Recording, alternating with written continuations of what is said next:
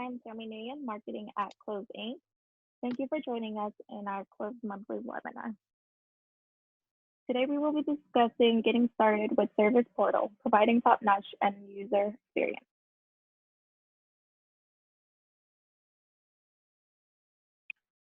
I will now take a couple minutes to go through today's webinar agenda. First, we'll go over housekeeping, then talk about Kloves, and then followed by the presentation, and finally Q&A.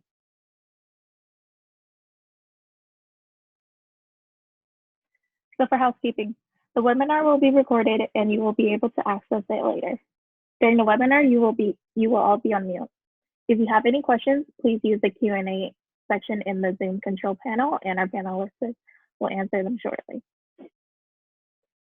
For any questions that are not directly related to the webinar, please email us at sales@klovesinc.com. Our social media channels are listed here.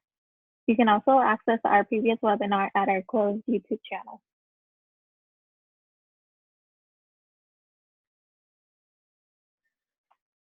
The 2011 Kloves and the headquarters is just around the corner from ServiceNow in Santa Clara.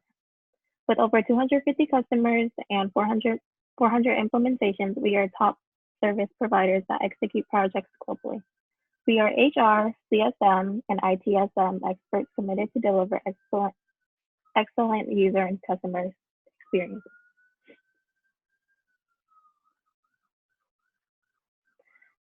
Now I'd like to present to you our panelists today for now. Thank you, Tammy, for the warm welcome, and thank you everyone for joining the webinar. So firstly, as Tammy said, you guys can use the Q&A section to ask if you have any question regarding the webinar, and you can always email us at thesales@klovesinc.com if you have any other questions. We would be happy to help you guys. So those of you who don't know me, I'm a ServiceNow consultant working with Kloves. I have over 2 years of ServiceNow consulting experience, and overall I have 4+ years of ServiceNow experience. I have worked majorly on ITSM, HR, customer service management, and service portal implementations. And I have done various certifications with ServiceNow. So that's a little bit introduction about me. And let's move into today's topic. So today's topic is basically about service portal. So firstly, we're going to talk about what is Service Portal. I'll just give you a brief introduction of Service Portal. Then we go over to the components of Service Portal. Then we'll have a quick demo of a Service Portal, and I have built a small custom widget for you guys. I'm going to show you that widget, and plus in the end, we're going to discuss about the best practices for implementing Service Portal and building a widget. So let's talk about what is Service Portal. So before we start into Service Portal, let's talk about what the end user wants. So users today visit their favorite websites on daily basis, and these sites offer a very engaging and personalized experience. So you go to any website, like any e-commerce website, like Amazon SJ. Recently, I had experience with the Dell website, and all these provides an top-notch experience. So when the user use ServiceNow, so they should also have the same kind of experience. So that's what Service Portal helps us. They provide a new UI, a new experience to their end users. So basically, a Service Portal application provides the tools needed to very quickly and easily create portals that offers the same type of interface and experience most popular websites offer to their users. So that's what's the goal of Service Portal. Now coming back to what is Service Portal. So Service Portal is nothing but a collection of pages offering users an engaging way to access application, information, services, tasks, and it's a visual layer to transform the look and feel of ServiceNow, and it brings information together in a uniform way. It can be used on any device, and it is very easy to configure, customize, and extend. And it uses the industry standard technologies like Angular JS is there, Bootstrap is there, HTML, CSS, and all that thing. So we're going to discuss about those technology in the latest slides. So now, what are the benefits of using Service Portal? So if the Service Portal is designed properly and correctly, So it will help the end users to ask questions. So they can ask questions by using a record producers, and then it can also help them getting some information. They can use the knowledge articles to get the information. Then users can complete their task. And in the last, the most important thing, so it will definitely provide a better user experience than the standard platform UI. So these are some of the benefits. There are a lot more benefits when you start using service portal. So now coming to the service portal application. So the service portal application is just a framework for developing service portals. So like any other application we have in ServiceNow, whether it's incident, change, problem, everything we have, it's a similar kind of application. So this application is basically used for service portal development and its maintenance. So we're gonna when we are in the demo, I'm gonna show you what the application looks like. And these are some of the service portal technologies. So some of technologies you guys might be familiar with. And so Angular is there, Bootstrap, CSS, HTML, JavaScript, Font Awesome. So HTML is nothing but is a markup language. It's a standard markup language used to create web pages. CSS, Cascading Style Sheet, is a style sheet language used for describing the presentation of the document written in the markup languages. Then comes the JavaScript. I don't think JavaScript needs any introduction because JavaScript, it's the world's most popular programming language to develop web pages. And coming to the Bootstrap. So Bootstrap was originally written by Twitter developers. It's basically a collection of creating tools for creating websites with a mobile first approach. So that's the beauty of when you use Bootstrap. And lastly, AngularJS. So AngularJS is nothing but a JavaScript framework that we can use to develop the widgets and all that we're gonna talk later in the webinar. So these are the main technologies that are used. So a lot of people have a question in mind: how we start with service portal, because we don't know like where to start, what to learn, and all. So if you're new to service portal, you can definitely start with these technologies, and then you can move into the service portal without any issue. So this image will like give you a more better idea of what exactly the HTML, CSS, Bootstrap, and JavaScript looks like. So HTML just provides the structure. So when we combine HTML with CSS, so that's kind of a it's kind of a presentation layer. And when we add CSS and Bootstrap and HTML, it becomes more responsive and more powerful. So, and when we combine HTML, CSS, Bootstrap, and JavaScript, so that's just kind of a Superman for the web applications. So that's the basic idea of the different technology, and just a basic comparison between how HTML, CSS, Bootstrap, JavaScript, all these things work together. So now coming back to the service portal configuration, how we start. So service portal configuration homepage provides access to all of your service portal components. You can select a tile in the middle of the portal configuration page to access a specific portal configuration page. So there are two ways to navigate it. One is you can just directly go into the service portal configuration in the application navigator, and other way is to just append the sp config to the end of the instance URL, and you will be taken to this configuration page. So this is how the configuration page looks like. So basic idea of this, why ServiceNow provided this page, so that the developers who are developing the portals have a single place where they can just go and just interact with the different components of the portal. So here you can see brand editing is there, designer is there, page editor, widget editor, new portal, or like you can go to the guides and all that thing to get any help needed. So that's the place where you can start building your service portal. So now coming to the key components of service portal. So the key, firstly, there is a portal record. So that's the top hierarchy. So like we have multiple out of the box portals also available. We have the ITSM portal. We have portal for customer service management. We have portal for HR, and we have a lot other demo portals that are there. And a lot of customers start using those things first, and then they move into something more custom. So inside of portal we have theme, and in the portal we also have pages. Pages have widgets, and widgets are, we can have multiple widgets, or same kind of widget on a single page by using the widget instances. So I'm going to discuss all these things in detail now. So basically, what is a portal record? So a portal record is nothing but kind of a configuration record. It basically identifies certain components that are needed for the portal.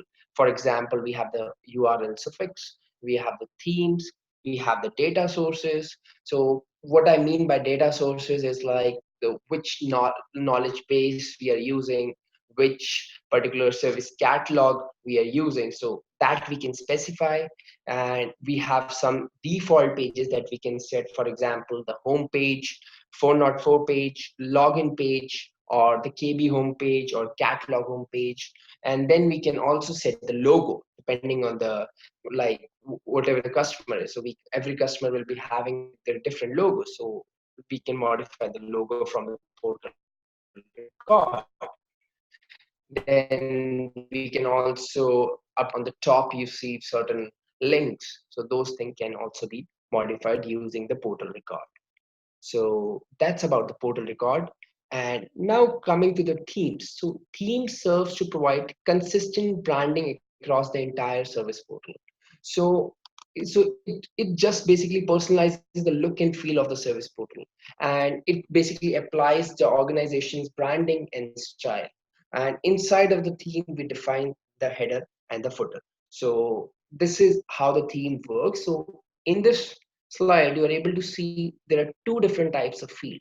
Data and everything remains same, but you can see the colors and everything are different. So this is kind of a stock high contrast one, and this is a customer service theme that are already provided by ServiceNow in like as a package in the service portal application.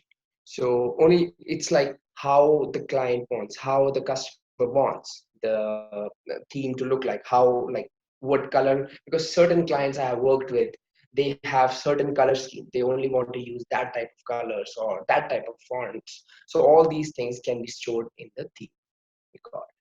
So now coming to the pages. So basically a page is nothing but it gives you a single content. It has a unique URL. It is independent of the portals. That means that a single page can be used multiple portals, and it is styled by theme.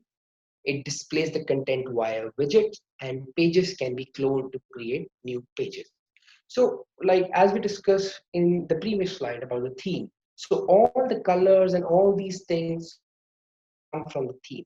And the widgets are there, which are the main stuff in this portals, which are basically the content of the page. And again, pages can be cloned to create new page. So a lot of time this thing comes up, like why we clone pages. So because we don't want to like change the out of the box pages. If we change those things, it won't be upgraded in the next release. So if it's not upgraded, then we might miss some of the new features or the fixes that ServiceNow will offer. So it's always a best practice. If you are kind of building something new, something custom, always clone the pages, even if it's a small thing. Like if you are just adding something new or just removing, just clone that page so that you are not touching the out of the box pages, and so that it can be upgraded in the next release. So that's the major use of the cloning of pages. So let's move into the pages. So pages are built using the Bootstrap framework. So as I already discussed, Bootstrap is basically a framework developed by Twitter. So it uses the Bootstrap grid classes to like have a layout. So basically there are three major components that come into the pages. One is the container, then we have the rows, then we have the columns. So in the image that you are seeing, we have this full page. We can have a column in which we can just put any kind of widget. Then we have like a 6 column and 8 4, and all these things are there. So you can just change it accordingly and place the widget in the proper column. So basically, those of you who are not familiar with Bootstrap, it might be a bit confusing for you guys because this is the grid system that's provided by Bootstrap, and ServiceNow utilizes those things up. So let's move into next thing. So now we have something like widgets. So basically a widget is technically a AngularJS directive. So what I mean by AngularJS directive, so AngularJS directive is kind of an extension to HTML. Basically it teaches HTML some new tricks, some new stuff that it can do. So technically it's like an AngularJS directive, and it displays content on the pages. Widget has four major components: HTML, CSS, client scripts, and server-side script. So by using these four components, we can like either customize the already existing widgets, or we can just create our custom widgets and all that. So, and reusable components that can be individually customized to present data, perform an action, access a service, and same widget can be added multiple times on the page and can have different configuration every time that can be used with the help of widget instances. So this is a basic definition of widget. So it's just an AngularJS directive, and we can use the widget instances for like to have kind of a multiple widgets for a particular page. So let's move into the widget instances. So widget instance, it's an individual use of the widget on the page. It basically stores the properties of the widget's individual use, like the page, location, data, and CSS. So, and the widget instances uses widget options to set the properties. For example, you are seeing an icon link widget on the screen. So if it's like you are seeing this four column: request something, knowledge base, get help, community. So these four are same widget. Only these are different instances of the same widget. And with the help of widget options, we are changing the, like you can see, the request something is there here, the label for this is knowledge base, get help, and community. So that's the use of widget instances, widget options, and widgets. So this is the place, this is the IDE or integrated development environment where we can edit the widget. In this, you can have access to all of your scripts in one view, and like HTML, CSS, client script, and server-side script that is available in this widget editor. So now let's summarize everything, whatever we have studied till now. So we have the portal, the pages, widgets, and all these things. So this is kind of a service portal architecture that is there. So you can access your service portal by appending the portal URL suffix to your URL, and it will take you the portal. So inside of the portal, we have the pages, and inside of the pages, it has a layout which follows like the grid system layout. And inside of those grids, or we can say columns, we have the widgets. And we can have different instances of a same widget on the page, or we can have multiple things of multiple widgets. And plus a widget compromises of HTML, CSS, client scripts, and server-side script. So that's the major architecture of service portal. And the portal record definitely have URL suffix, themes, data sources, main menu, logo, and default pages. So yeah, let's move into demo. So before I go into demo, I'll just take up some questions. If you have any question, you can use the Q&A section to ask your question so that I can answer your questions. Then I can move into the demo.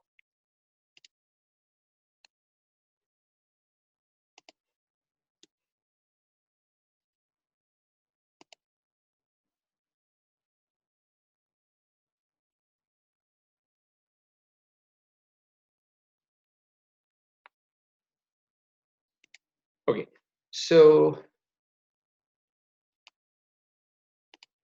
if you have any question, you can use the Q&A section to ask your question, or you can also put in the chat, and I'll be happy to answer those things. Okay, so I think we have one question. So what is SCSS and SAS? So SCSS is nothing but synthetically awesome style sheet. It's basically an extension of CSS that allows the use of variables, nested rules, or we can have inline imports and a lot of these things. So it's basically an extension. And coming to SCSS, so like it's basically like SCSS is just like SAS, but we can just remove the strict syntax that is there. So that is basically the SCSS and SAS. And how and where is Bootstrap used in Portal? So when designing the pages, you have, so another question that is there is how and where is Bootstrap used in the portal? So, so Bootstrap is majorly used when you are designing the page or when you are designing the widget. So like we have the Bootstrap classes. So suppose we have like panels out there, we have jumbotrons, we have a lot of other things that we can directly use because ServiceNow supports the Bootstrap things. So that's basically where Bootstrap is used. So majorly you can use it in like when you are styling the pages, or you can also use the Bootstrap in when you are creating the widgets. And another question that is coming up is like, can you guide where we can find resources to design and create our own theme? Sure, I can share some links in the end, and so that you guys can look into that. Okay, is there any other that's coming? How many language I need to learn apart from JavaScript to learn Portal? Okay, so how many language I need to learn? So see, JavaScript is, if you have the basic idea of JavaScript, then you have to learn the AngularJS framework, right? So that AngularJS framework will help you out, like learning the basic things, because widgets are built on the AngularJS framework, right? So if you learn that, that's the better approach. You can go forward with that. Okay, okay. Okay, another question that's coming up is, right, how to write a script, CSS, HTML client script while designing a widget. Should it be written from scratch? So it like in most of the cases, it depends on the requirement, whether you have to write it from the scratch or you have to just like you have to write like from cloning a widget. So generally the preferred way is always to clone a widget, like because there is always, because there are a lot of widgets, there are 150 plus widgets that are there in ServiceNow. So you can always use those things up and just clone those things and just modify it accordingly, and then you can place the widget in that. So okay.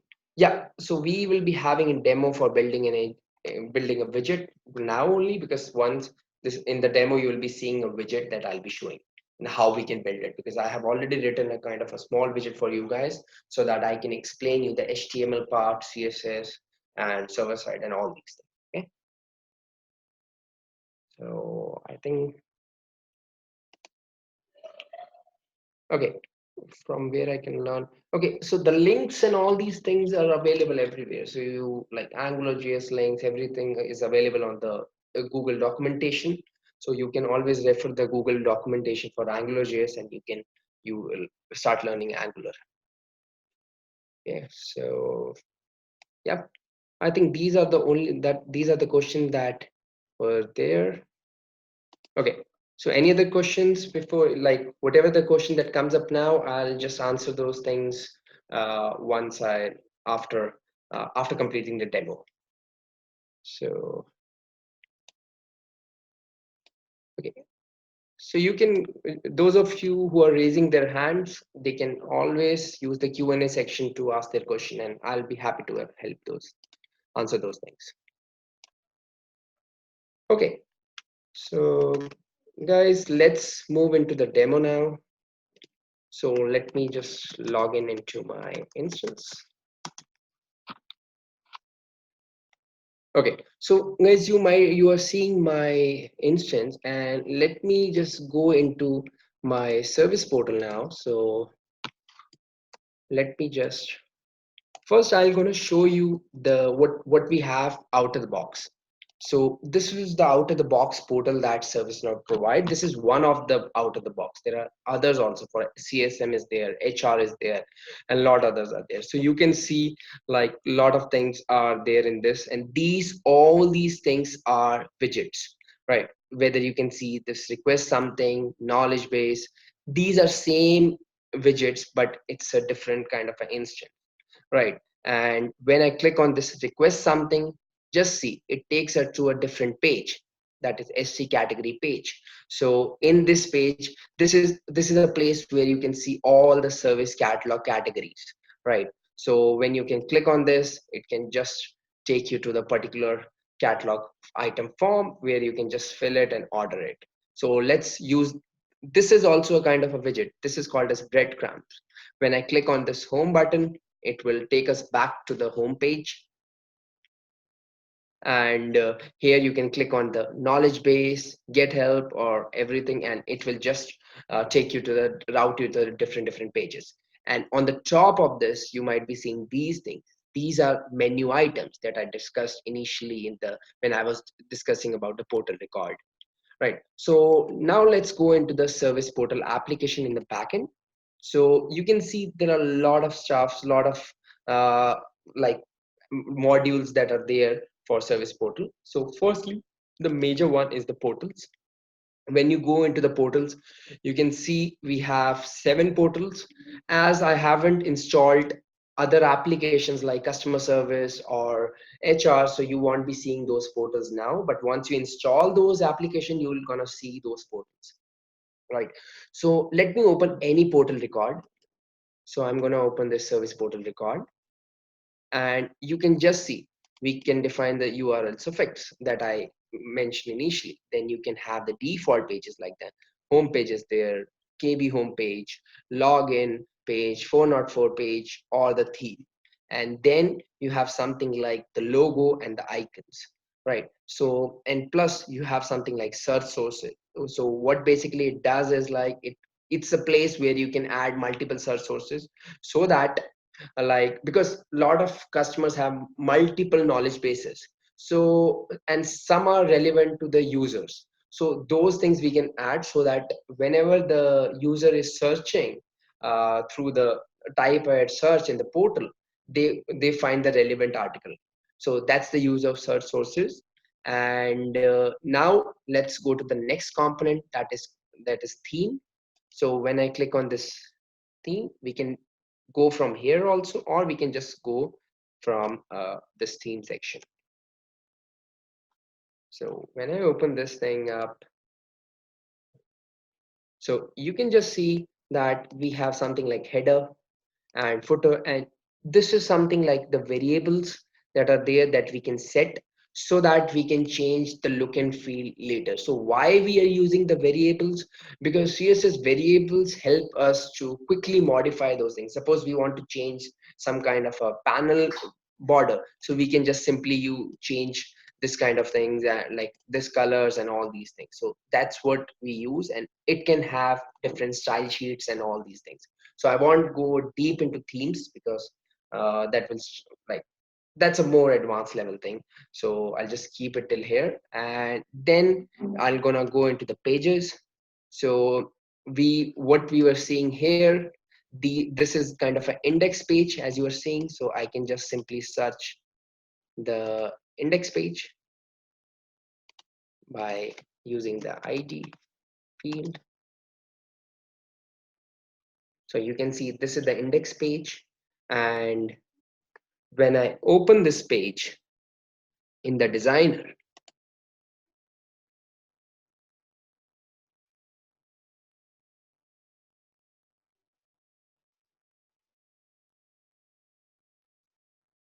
so when I open this page, you can see all this layout is there. You can see the container is there. Then you have something like inside of containers, you have rows and you have columns, and all these things are there. So then you are able to see all these like current status, KB news, and all these things are widgets. So now what I'm gonna do is like I'm gonna add a new container to this one, and I'll add a new row.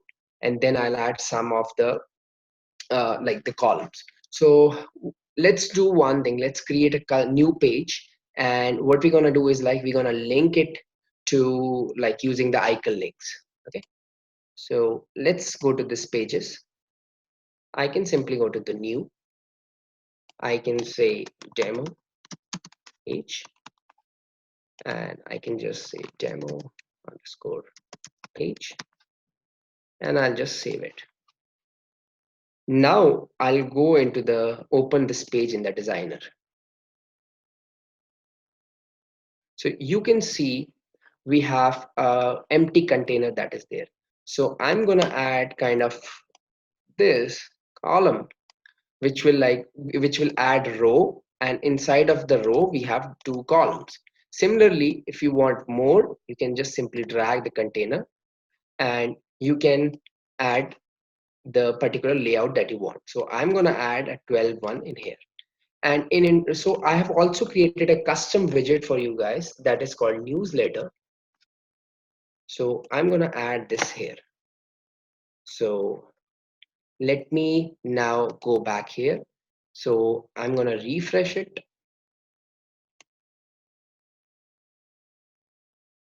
So you can see we have something like try it. So I can click on the try it one, and it will take me to the particular page. So let's go to the page. You can see this is the page. That's how it looks. I know I have created this widget. After this, I'm going to explain you how this widget is working. So basically, let me give you an idea of how what this widget is doing. So basically, it's kind of a like subscribe to our newsletter. So whenever you enter your name and you enter your email ID and click on subscribe, it will gonna go and create a new record in the newsletter subscribers. This is the place. So here, this is kind of a custom table. I know I have just created for the demo purpose. So just to show you guys how this thing can be, like how we can create a widget and all. So firstly, let me just show you how it works. I'll quickly close the designer part, and I can just close this. All right. Yeah. So here I can just enter the name. I can enter Pranav Bhagat. I can just enter my email, Pranav of Kloves Inc. .com, and I can just click on subscribe. When I click on the subscribe, you can see thank you for subscribing to our newsletter. And if I go here and I just simply refresh it, so you can see this subscribed is true, and this particular like Prana Bhagat is coming up with an email, and this record is just created now. So that's how this widget is working. So let me quickly go into the widget editor. So there is a shortcut. You can just press the control key and click the uh, right button on your mouse, and it will take you to the widget editor. Or you can go in the backend, click on the widgets, and you can simply go into the widget. Like it's a bit loading, it's a bit slow. So this is the widget. You can just simply click here and just open it in the design. So now you see this is a full custom widget that I built for the demo. So let's discuss this thing up, and let me just refresh it a bit.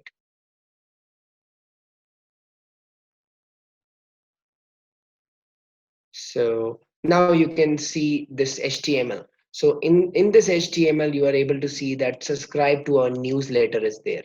So basically, these are all HTML components in there. Now, so once we click on subscribe, let me just go back to, I'm just gonna refresh this page.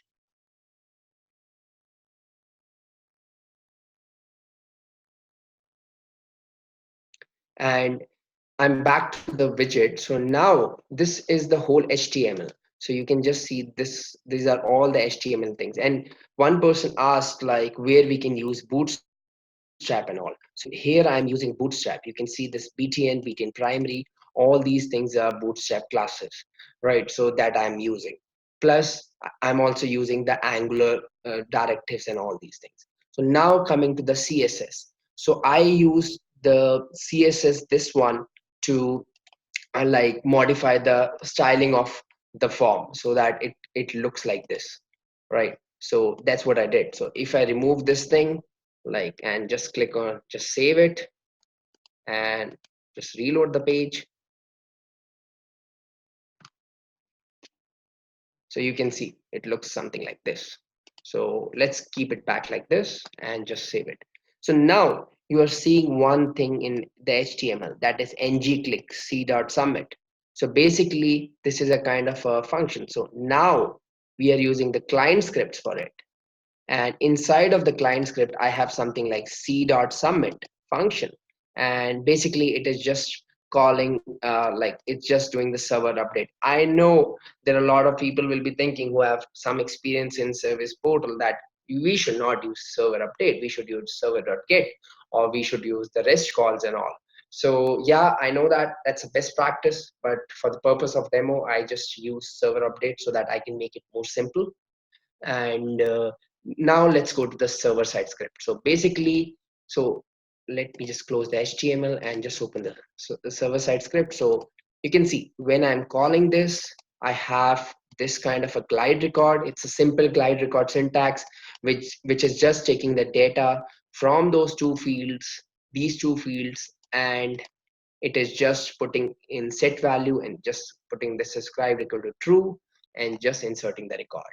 So that's the basic idea of the widget. And one thing, so some of you might have noticed it, this ng show and ng hide. So basically whenever they submit it, I'm just handling the showing and hiding of the form by using the ng hide and show.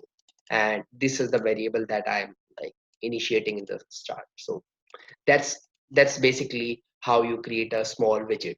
And that's all about the widget. So now you can also have something. You can just configure the icon link to route to this particular page. So I can quickly do that. I can just modify this. So I can just press the control key, press the right arrow on my mouse and just click on the instance options. And I'm gonna just change it to the demo page that we created, right? And I can just say subscribe, or I can just say demo icon link. I can just remove this also because we don't need it. So let's just save it. So yeah, it's saved now. So let me just click just refresh this thing so that we can see the new changes that are affected. So you can just see this is the thing. When I click on this, just see it will take us to the subscribe to our newsletter. So this is how the basic widget is there. So in the demo I discussed about the portal record. I showed you the pages. I showed you how the containers, rows and columns, all these things work.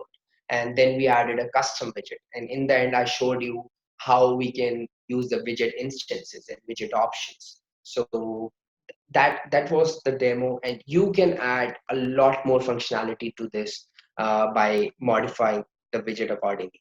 So that's pretty much it on the demo part. So now let me go back to the slide deck. So yeah, let's go to now. So let's discuss some of the best practices for implementing service portal. So a portal should be a simple, beautiful, and competitive, predictive, and leading. So that should be a portal. It should be very simple so that end users can understand it. And so before you start development or you start implementation, always make sure that the mockup is approved by the customers, and then stick to the customer design so that you like, because whatever they have approved, so just stick to that. Don't change the CSS or other things according to your will or whatever you think. So that's not a best practice. And always remember, never try to put too many categories or information on a single page. So the design should lead to people to the things they need, and make sure end users do not have to dig for what they want. And always prefer cloning of components over modifying of the out of the box portal components.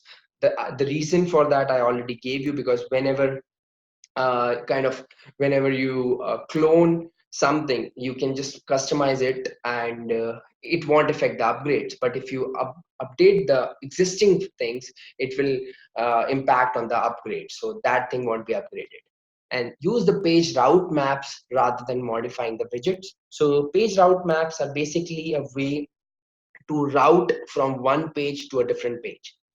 So always try and use the page route maps, because there are certain out of the box widget where the page link is kind of hard coded in the widget. For example, if I remember correctly, there is something like sc underscore categories widget that is there.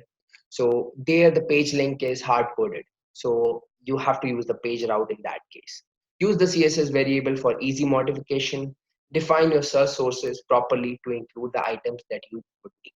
So these are certain best practices when you are implementing a service portal. And now let's move into best practices for building a widget. So while designing a widget, never use a script tag directly in the HTML. So a lot of time what happened, I have seen a lot of people using the script tag.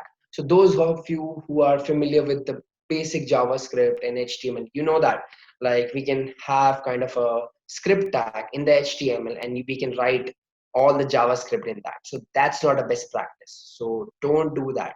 So that's when you are designing a widget, because that will impact the widget in the wrong way. So we should not use that. And then always like embed a widget rather than cloning whenever possible, because there are certain widgets that we want to use. So you can always call a widget inside of your custom widget, so that you don't have to copy those things, and you can just simply use the functionality. And use the SCSS variables to reuse the items.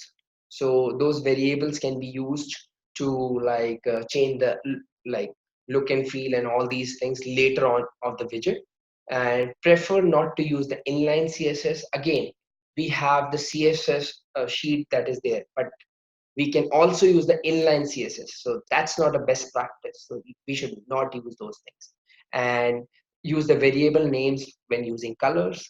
Avoid using the dollar broadcast in the DOM. So that's like when you use the broadcast, it dispatches the event name to all the child scopes, notifying registered listeners, which can be an expensive call that requires the use of dollar root scope global object. So we should not use that.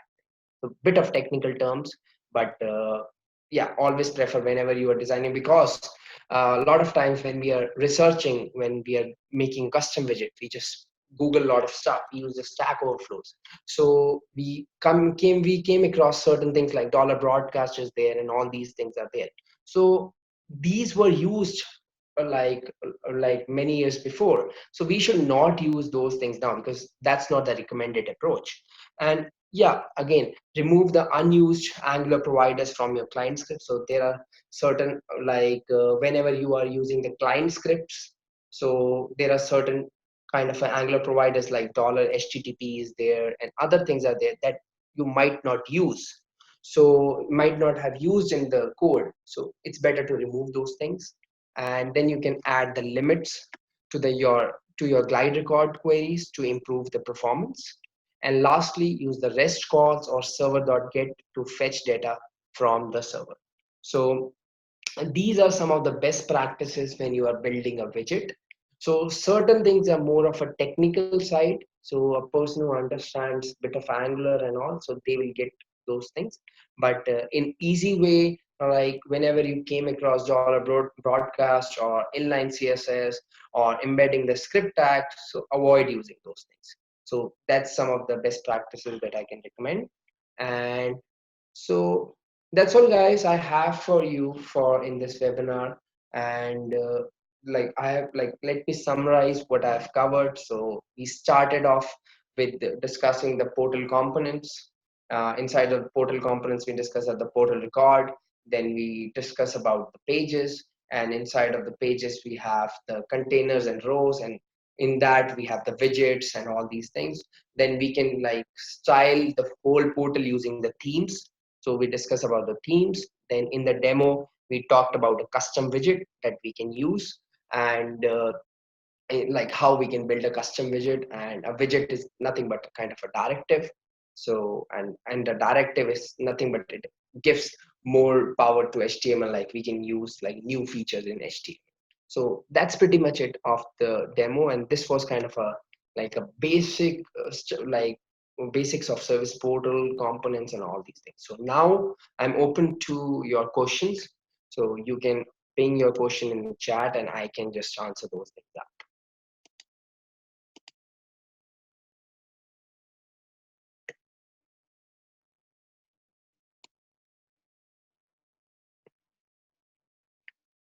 So guys, you can use the Q&A section to ask your questions, or you can just ping in the chat and I'm gonna answer those things. So one person is asking how to control moves from server, client, and HTML, right? So server, like I'll just explain you in easy terminology. So HTML is nothing but it's a basic structure, a basic UI that you are showing it to the end user. And the server is the place where your data will be coming from the ServiceNow, right? So from ServiceNow tables and all. So, and the client script in the middle is kind of a connection between those two. So there you can write the logic. So how I wrote the logic, right? In the, like when I clicked on the subscribe button, so I was just clicking a function. That function was then using the server.update, and it was just updating the server script so that the record is created. So that's how you can control these things.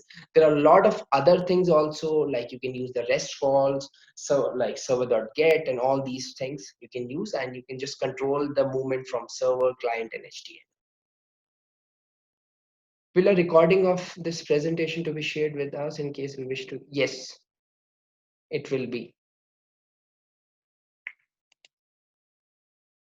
So the presentation will be shared, the video will be uploaded on our Kloves YouTube channel.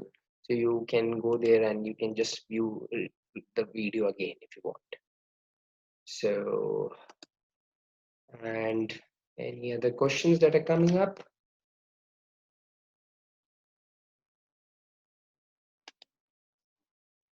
So one person is asking, can we write script include in server side here and then call the function from the client script? Can we write script include in server side? So no, like you can call a script include, but you can't write a script include in the server side, this one, because that works totally differently. So server script includes are written in the like the script include table itself. So you can write your script includes, and then you can call those script include in your server script.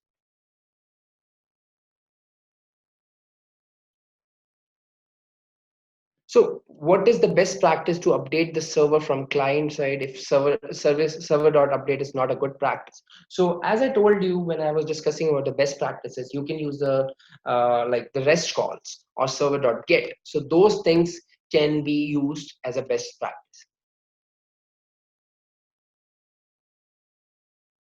Awesome. Any examples? Like you can refer to the login widget that's there in the out of the box. So if you want to have an example of how this like the rest calls are done, so if I remember correctly, in the login widget you are able to see the rest calls, how the rest calls are happening. So that you can refer and you can get the idea. Okay, so what is the purpose of dollar scope? So dollar scope is a kind of a Angular terminology. So you just like how I can explain you. So in an easy way, a dollar scope, like you can attach certain properties to dollar scope and you can use those things up. So that's an Angular terminology. So I have to dig into Angular. So probably like I can just like answer you, like I can just share some links on how these things are linked in terms of Angular, and I can just share you some links so that you can review the Angular, because that's more of an Angular thing. You have to understand the basic terminologies of Angular, then you will get the idea of what is dollar scope, what is root scope, and all these things. So the control. So can you give the demo?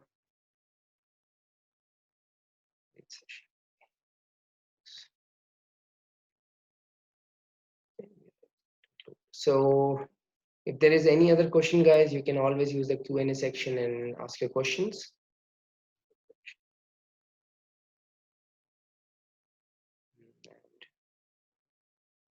Okay, so I think that's all the questions that came in the Q&A section. So thank you very much, guys, for attending the session, and and I hope you guys enjoyed it. And if you have any queries regarding like any sales queries from Kloves, you can always go to the sales at the rate. You can always email us at sales@klovesinc.com. And if you have any queries that you want to ask me, you can always ping me at pranav@klovesinc.com, or you can ping me on my LinkedIn also. And from there, I can just answer your questions.